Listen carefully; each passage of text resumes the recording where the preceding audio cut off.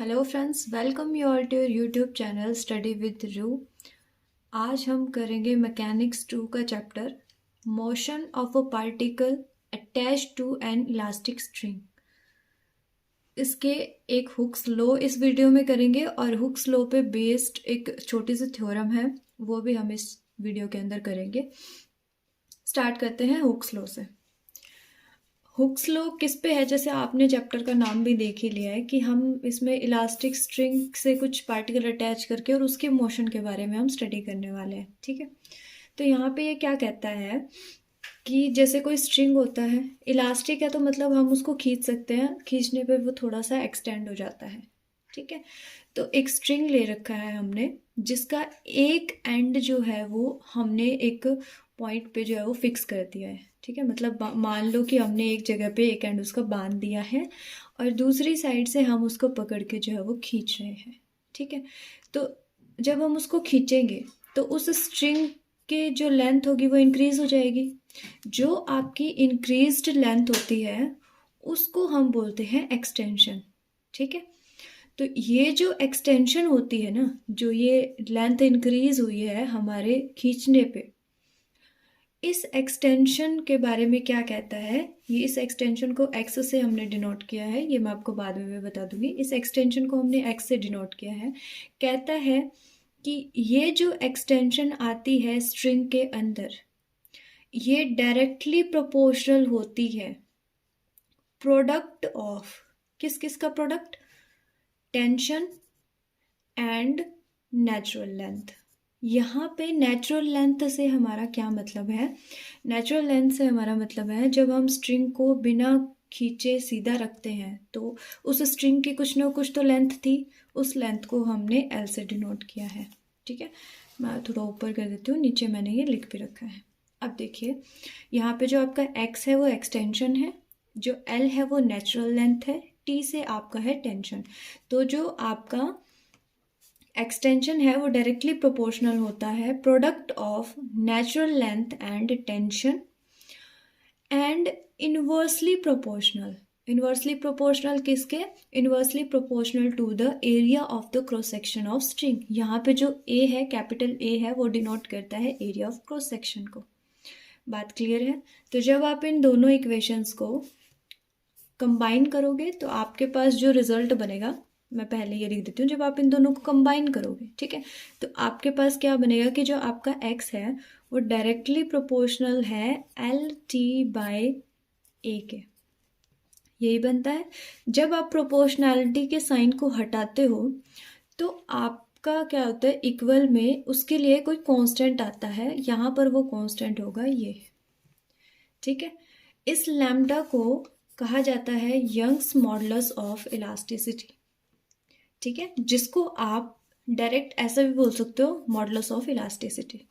ठीक है, अब देखो यहाँ से आपके पास टेंशन के लिए एक फॉर्मूला बन जाएगा, यानी कि T is equals to lambda A X by L. हमने क्या किया है इसमें, यहाँ पे जो आपकी टेंशन थी इसको आपने इधर ले लिया है और बाकी सारे जितने भी वेरिएबल्स, कांस्टेंट्स, जो भी टर्म्स थे उनको एक साइड कर दिया, तो आपका यहाँ से एक टेंशन का फॉर्मूला बन जाता है। ये आपको याद रखना है। ठीक है, इसके बाद कहता है कि अगर मेरा जो एरिया ऑफ क्रॉस सेक्शन है वो यूनिट हो जाए। यूनिट होने का मतलब क्या है, जब आपका एरिया ऑफ क्रॉस सेक्शन हम 1 ले रहे हो। अब सिंपल सी बात है, ये आपका फॉर्मूला था, यहाँ पर अगर आप ए को 1 ले लोगे तो जो आपकी टेंशन रहेगी वो क्या रहेगी, x अपॉन एल। यहाँ पे x आपका क्या है, एक्सटेंशन। मैं रिपीट इसलिए कर रही हूँ ताकि आपको साथ के साथ याद हो जाए। x क्या है, एक्सटेंशन है, और l क्या है, आपकी नेचुरल लेंथ। एक्सटेंशन क्या होती है, जब आप स्ट्रिंग को खींचते हो तब उसके बाद जो आप जितनी लेंथ आपकी इंक्रीज होती है, और नेचुरल लेंथ से आपका मतलब है जो उस स्ट्रिंग की एक्चुअल लेंथ है। ठीक है, ओके। तो यहाँ से आपके पास का क्या कंक्लूजन निकलता है कि tension is in an elastic string, किसी भी इलास्टिक स्ट्रिंग की जो टेंशन है is proportional to the extension produced beyond its natural length. Beyond its natural length से मतलब क्या है कि लाइक ये जो टेंशन होगी वो एक्सटेंशन के डायरेक्टली प्रोपोर्शनल है और नेचुरल लेंथ के इनडायरेक्टली प्रोपोर्शनल है। और यहाँ पर प्रोपोर्शनैलिटी कांस्टेंट आपका ये चल रहा है लैम्डा, जिसका क्या मतलब होता है, मॉडुलस ऑफ इलास्टिसिटी। यहाँ पे जो आपका लैम्डा है, मैं यहीं पे लिख देती हूँ, ये लैम्डा है, ये क्या होता है, मॉडुलस ऑफ इलास्टिसिटी।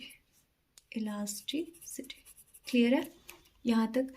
और इसी को ही हम अपना हुक्स लॉ कहते हैं।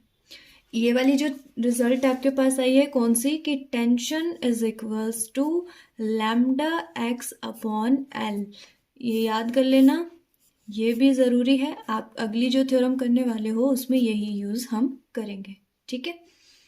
चलिए नेक्स्ट थ्योरम में क्या कहता है, prove that the work done against the tension in stretching a light elastic string. मैं यहाँ तक पहले बताती हूँ क्या बोल रहा है। हमें प्रूव करना है कि जो वर्क डन होता है अगेंस्ट टेंशन से हमारा क्या मतलब है। देखिए टेंशन वो होती है जब आप एक वायर को, जैसे आपने स्ट्रिंग को, जैसे आपने यहाँ से आपका स्ट्रिंग बंधा हुआ है, आप इसको जब खींच रहे हो तो ये जो टेंशन होती है ना, वो इस ऑब्जेक्ट की तरफ फोर्स लग रही होती है, उसको टेंशन बोलते हैं, ठीक है। जो इसका खिंचाव रहता है, जो हम कर रहे हैं इसको पीछे धकेलने के लिए, that is our work done. कि लाइक हमें कितनी एनर्जी लगानी पड़ रही है इसको खींचने के लिए, ठीक है। ओके तो हमें दिखाना है कि इस टेंशन के अगेंस्ट हमें कितना काम करना पड़ेगा ताकि हम स्ट्रेच कर पाए, ठीक है। तो ये कहते हैं कि जो आपका जो वर्क डन होगा ना, वो प्रूव करना है कि वो इक्वल होगा to the product of its extension and mean of initial and final tension. यहाँ पे अगर मैं आपको सिंपल वर्ड्स में बोलूँ तो ये कह रहा है कि जो भी आप वर्क डन करोगे वो बराबर होगा एक्सटेंशन की प्रोडक्ट, यानी कि जो आपका एक्सटेंशन होगा इनटू में जो आपकी मीन यानी कि अगर आप यहाँ पे जो आप क्या लोगे, फाइनल जो आपका टेंशन होगा, और प्लस में इनिशियल जो आपका टेंशन होगा डिवाइड बाय 2। आपको ये चीज़ प्रूव करके दिखानी है, ठीक है। हम चलेंगे स्टेप बाय स्टेप। ओके देखो सबसे पहले मैंने एक जो है वो, मुझे क्या करना है, सबसे पहले क्या चाहिए, मुझे स्ट्रिंग चाहिए जिसको मैं स्ट्रेच करूँगी, या फिर जिस स्ट्रिंग को जो है वो हमें एक पर्टिकुलर मतलब स्ट्रेच करके दिखाना है, ठीक है। तो मैंने कहा कि मेरे पास एक स्ट्रिंग है जिसकी जो लेंथ है वो है ए, ये इसकी नेचुरल लेंथ में लेके चल रही हूँ। यानी कि अगर मैं इस डायग्राम से आपको बताऊं तो मेरे पास जो स्ट्रिंग अवेलेबल है उसकी जो एक्चुअल लेंथ है, जो नेचुरल लेंथ है, एक्चुअल नहीं बोलूँगी मैं, जो नेचुरल लेंथ है वो है ये, ठीक है। जिसको जो है वो मैंने डिनोट किया है स्मॉल ए से, क्लियर है। और मैंने इस स्ट्रिंग को ओ पॉइंट पे फिक्स करके रखा हुआ है, ठीक है। मतलब यहाँ से मैंने इसको किसी चीज़ से अटैच कर रखा है, बांध रखा है, कैसे भी ले लीजिए। और उसके बाद मैं इस स्ट्रिंग को क्या कर रही हूँ, खींच रही हूँ, स्ट्रेच कर रही हूँ। और मैंने एक पॉइंट बी पे इसको स्ट्रेच किया सच दैट कि लेट किया है हमने कि ये जो ओ से बी तक का जो डिस्टेंस है, जितना मैंने स्ट्रेच किया वो हमारा है स्मॉल बी। और फिर उसको और स्ट्रेच किया किस पॉइंट तक, एक पॉइंट सी तक, और वहाँ तक का जो डिस्टेंस है वो है ये। बात क्लियर हुई। और लैम्डा हमने ये लेट किया है कि जो हमारा लैम्डा है वो क्या है, मॉडुलस ऑफ इलास्टिसिटी है। ये आपको, अब हम क्या करेंगे, अब हम यूज़ करेंगे जो अभी अभी हम पढ़ के आए थे लॉ। कौन सा लॉ, हुक्स लॉ।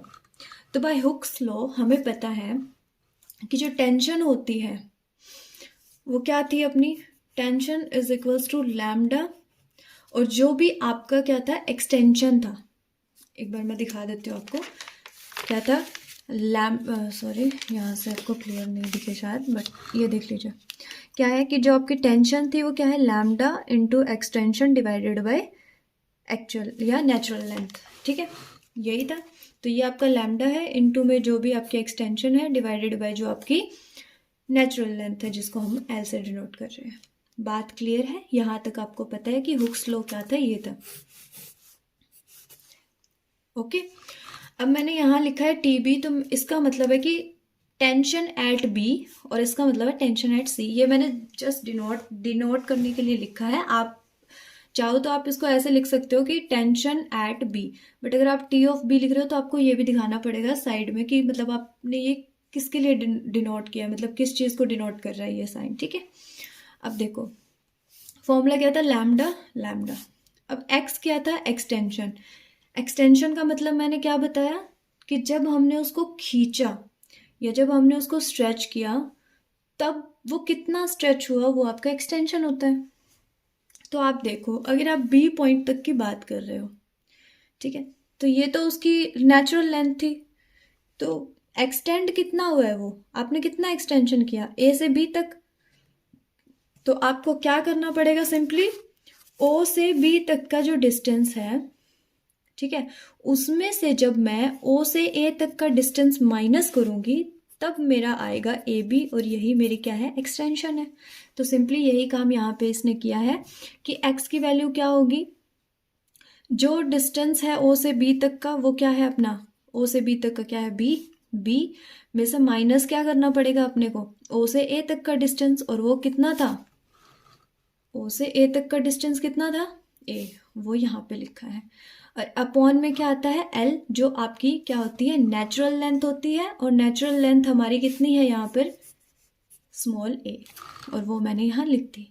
सिमिलरली जब आप टेंशन एट सी देखोगे, जब आप सी पॉइंट पे जाओगे, तो वही काम आपको फिर से करना है। लैम्डा आ गया, एक्स क्या था आपका, एक्सटेंशन, कि कितना आपने एक्सटेंड किया है।